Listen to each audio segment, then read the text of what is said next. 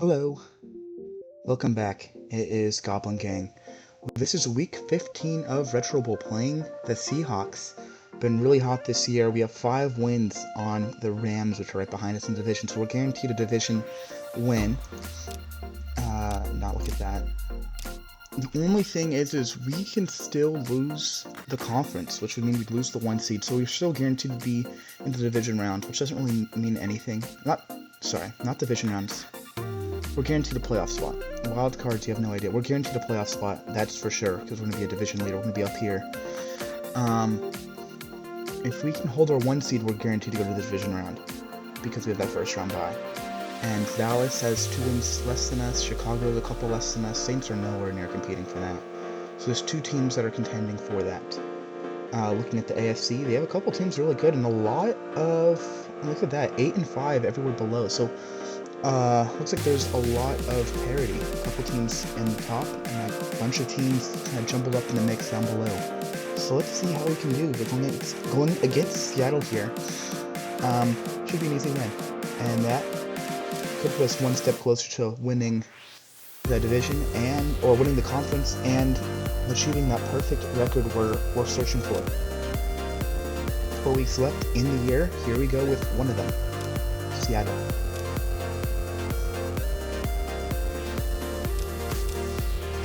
Start off kicking the ball off to Seattle. Let's see how they do. They need their offense to get going fast, and they're not necessarily a great team this year, so let's see how we can stop them. There's a stop right immediately.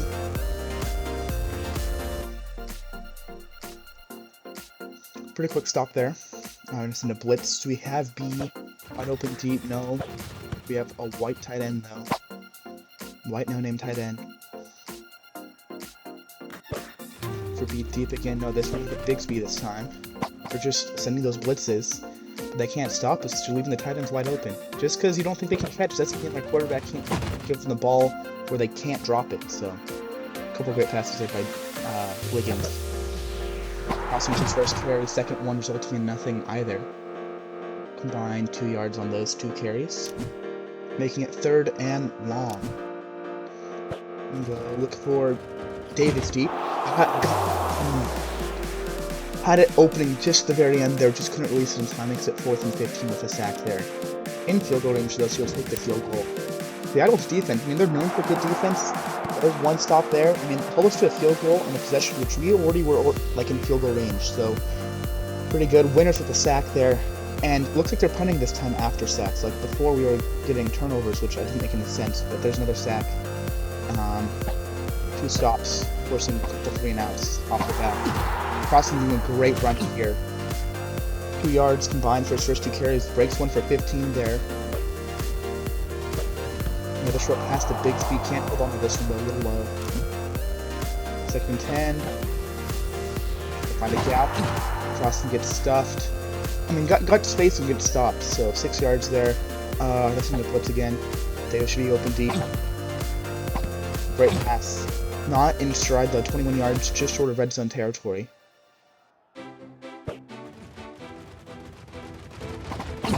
Didn't like that.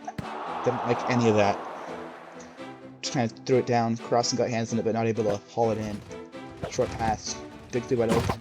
8 yards, 3rd and short. 3rd and short here. Crossing. Got the ooh, good stop there. 4th and 1. We're up 3. I think our defense has done pretty good here. We don't trust our defense. We're going to get another field goal here. Still up 1 score. Touchdown. They can actually take the lead with the touchdown. So, good defense by Seattle. Stuffing the run. Forcing a couple bad passes. No turnovers though by us. They actually get a first down, it looks like. And looks like we need a couple first downs on this drive just before the end of the first quarter. 2nd quarter starting now. Seattle doing some work here. First red zone play for them. After 2 3 and outs, they score a touchdown, and they took the lead. We had 2 drives that got stopped by field goals. I trusted our defense, which is why we kicked the second one on a 4th and 1 opportunity in red zone territory. First return opportunity here for Menahue, though. Trying to get some space outside. Gets to the 30, bounces out a little bit more after breaking a tackle. 35 yards, making a 28-yard return. 5 yards there by Crossy. Probably one of his better runs of the day. Great tackles as well. There he goes. That's Crossing there, 12 yards. second most yards in a given play by him on the day. Crossing outside again, crossing, breaking tackle, 7 yards. Well across the 50 now, back in field goal range. You can take the lead at any point. Crossing, finding space, zigzagging, breaks a tackle. Push out of bounds 15 yards down the field at the 26. Crossing again. If they're not going to stop him, just go to him again. Stiff arm. Breaking, 21 yards within the 5. First play from the red zone territory, this drive down. 1 yard there, second and goal. Not much further. Trying to hit him with that route. In route by B. Oh, line giving us enough time to throw it late. Up 5 now, so they're going to go for 2. They don't like this play. They give us right tackle. Good blocks there. Gives Liggins a lane to run.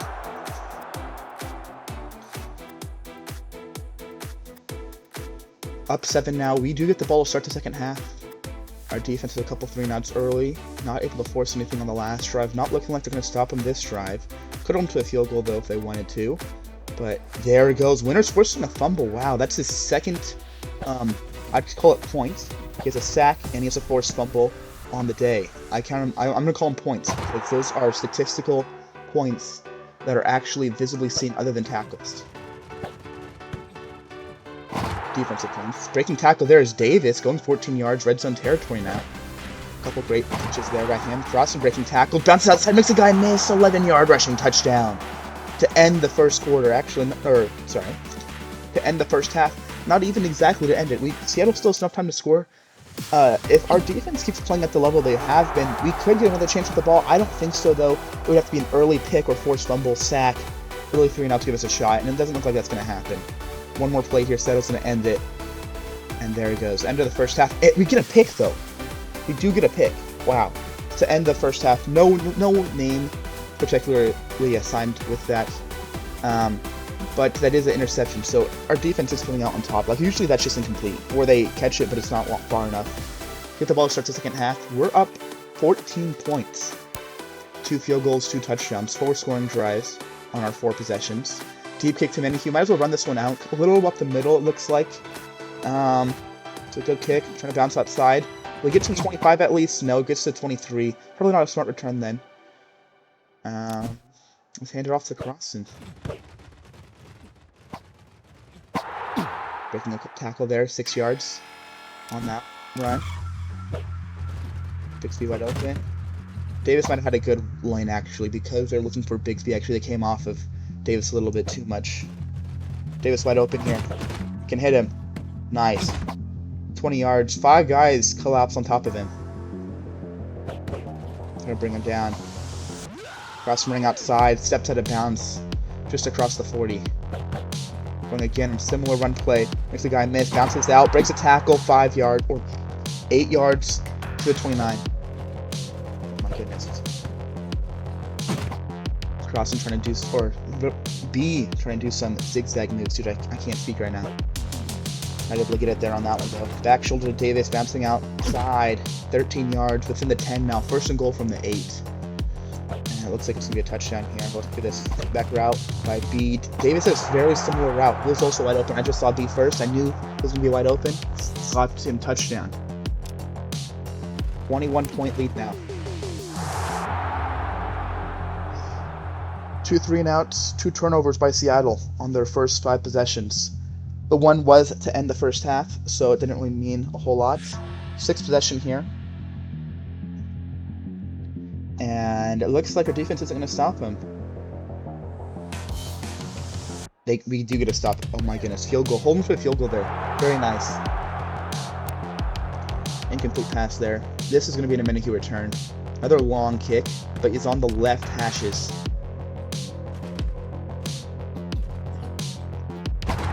It goes 24 yards. Not bad return. Trying to bounce outside. Does. 3 guys on him right now. Makes him all missed. Makes another dude miss a tackle. Oh my goodness. To the 40. 45-yard run. Wow. 4th quarter. Now. What a play to end the 3rd. B catching that one back shoulder, zigzags his way, and ends up breaking a lot of tackles. Had 5 guys on him at one point. Broke 3 of them. Made one of the guys miss as well. And we're And that's a field-changing play. Other back shoulder to the B. To bounce outside, gets 8 yards, able to make that second guy miss, but he stepped out of bounds. Short pass to B again, bouncing outside. Only gets 3 on that one. Red zone territory now, though. And a new set of downs. Stuffing crossing on the first down. Pushes it back out of red zone territory.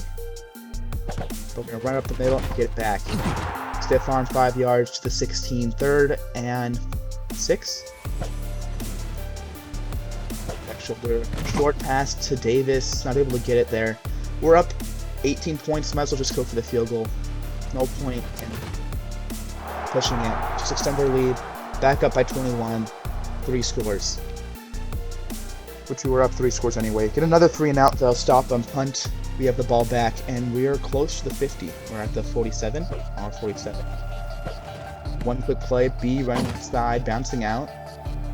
Now we're on the other side of the 50. Crossing ring outside. Great run there. One dude missed a tackle. They're looking a little slow. They're looking a little sluggish. They're getting tired. They're getting beat up. Who's to blame them? Another pass to Bigsby there up the middle. First down. Within the 25 now, just short of red zone territory, but after a good run here by Crossan on the following play, that puts us well in the red zone territory. Crossan gonna bounce this one all the way out. Push it. Make guys miss. Stiff arm. No. Oh my goodness. Stiff arm there would have been a touchdown. Within the 5 to the 3, it looks like. Trying to hit Bigsby there. Yes. Had to pivot that arm a little bit on that play. 28 points now. That's 4 scores. And that should just about do this. Do we get the one more possession? I don't think so, because they usually just heave one up. Winners with another sack. Wow. That's 2 sacks. Dude, Winners is having a great game. What? Wow. Okay, let's hit B. The top there.